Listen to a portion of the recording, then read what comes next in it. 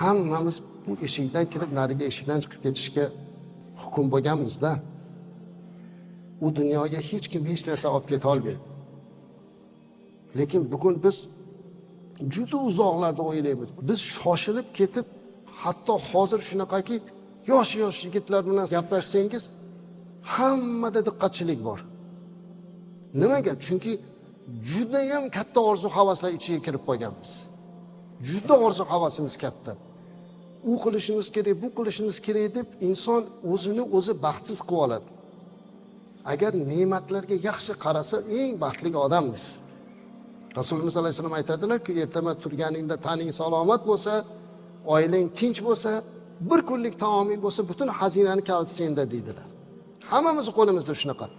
Lekin inson ba'zida ne'matlar ichida ne'matni fahmlamay qoladi. Shuning uchun rizq topaman ekan deb harom harijga kirib, o'g'rilik, yolg'onchilik, firibgarlik, poraxo'rlik nimaiki bo'lsa ham qilaveraman deyotgan bo'lsa, bir kun uni javobi bor azizlar. Chunki bir sahoba payg'ambarimiz alayhisalomdan so'radilar. Ya Rasululloh sallallohu alayhi vasallam, menga duo qilib bering dedilar. Nima deb deyodilar? Mani duoyim qabul bo'ladigan bo'lib qolsin dedilar. Ya'ni Allohdan men nimani so'rasam, Alloh menga shuni bersin.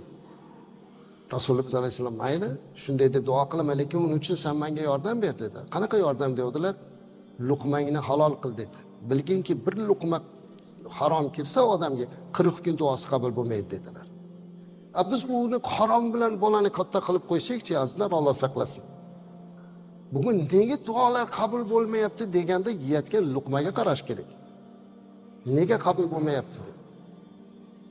Bolamizni nimaga muhabbatini bersak, nima bilan boqsak azizlar, shu muhabbat uni qalbida joy olib qolar ekan.